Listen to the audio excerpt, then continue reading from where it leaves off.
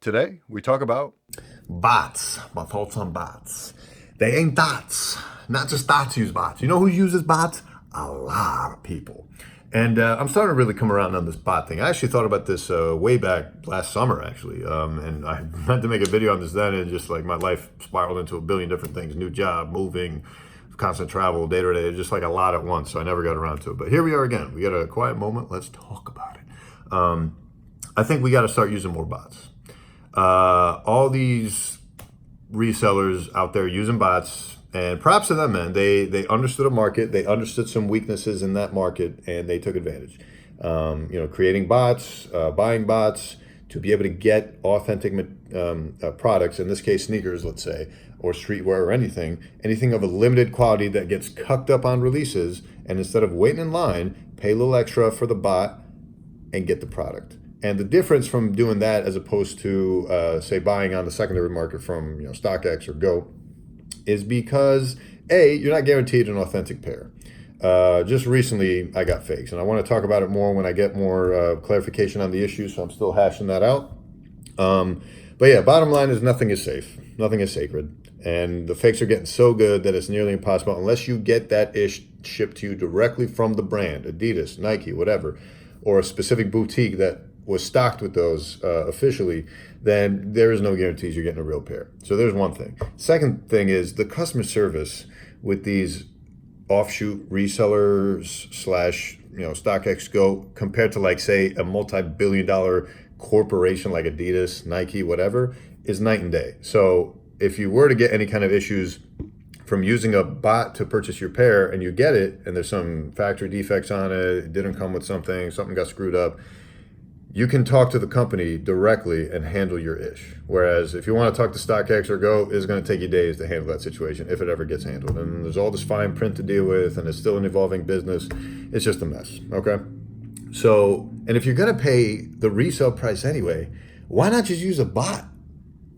Right? If you're going to be paying for the bot and then pay the retail price, a lot of times I feel like it could be cheaper. I've never used the bot, but I'm really starting to heavily consider that we should all start using bots, because there's no competition for the bots, because there's the stigma now around bots being for thoughts. And it's like, no, dude, the smart dudes are using bots.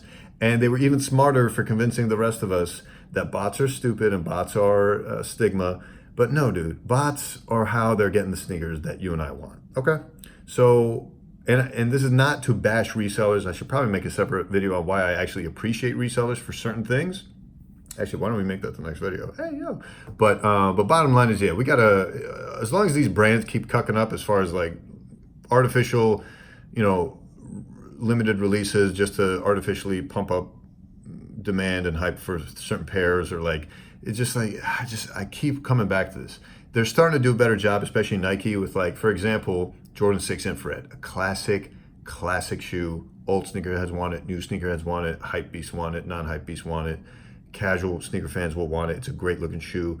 Make a bajillion pairs of those. The Space Jams, you did good. Or not Space Jams, sorry. Concord 11s, you made a bajillion pairs of them. You made all that money, Nike, that didn't have to go to the resellers.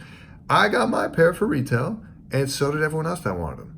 And then, yeah, some of the resellers held on to them, and by next year, when someone realized what they missed out on, you can, sell to them for a little bit extra. Good on you. But make enough pairs so that everyone can freaking get them. Jesus, it's not that hard. And then for the more limited stuff with the more premium materials that you only made like 8,000 pairs of, fine, it would it. But for something so classic, don't limit the classic-ish. Limit like the garbage colorways that no one wants except for hypebeasts, so that they can enjoy their hype and feel like they own something no one else has, and blah, blah, blah, all those other reasons people buy sneakers. Let them have it. Most people don't care. But for the majority of people that just want this nice classic pair of cakes, give the classics, the OG retros, the coveted grails, quote unquote, give everyone access to those. But the limited offshoot whatevers, have that be the special pairs for the special people. Not everything needs to be special. The things that have cult classic associations to them, Concord 11s, Bread 4s, Black Cement 3s, like, those are going to maintain their clout no matter what. They will be wearable no matter what, in whatever era, especially as we keep advancing in the sneaker culture. So let everyone have access to them, because you want more and more kids and more people in general to have them, so that they can share experiences in those shoes, grow with those shoes, and maintain the allure of this retro the further you get away from Jordan and when the classic clout status of that shoe happened. But when you limit those pairs and only get them into the hands of people that really don't give a shiznizzle about those sneakers, they just care about the hype associated with it, the Instagram pictures associated with it, the clout associated with it, and then they're on to the next shoe already. It's just going to die. If people can't hold the shoe, the legend of that shoe dies. I'm sorry. So again, I got off on a tangent about all this, but the bottom line is bots. I think if the brands aren't going to realize that and keep limiting things that we actually want, then let's talk about Yeezys, for example. Kanye wants them in the hands of everyone. Understandably, you got to boost up hype with certain models, but do that for the uglier colorways. You know what I'm saying? Like for the classic debut colorways, for example, for certain shoes, don't limit those. Come on, cuz. Make those a general release so that everyone gets access to them. Everyone gets to enjoy them, and you build a bond and a human unit, a human element to the experience with those shoes that will last forever and make people come back the next time you bring them around. Otherwise, if the first time you brought them around and no one got them, and then the second time you bring them around in a heavier release, it's like no one cares at that point. We're already off to the next thing. Anyway, so yeah, I think as long as brands keep messing that up, then we got to take this into our own hands. We got to start using bots, I think, to compete with those other jerks that are getting like 8,000 pairs, not because they care about the sneaker, but they just purely want to turn a profit. It's like, hey, dude, make your money, but like, you're not going to stigmatize me for using a bot if I just want one of those freaking pairs. Have the other 7,000. I want my one. Why? Anyway, we rambled enough, I think, on this. So see you in the next one. We out. Bye.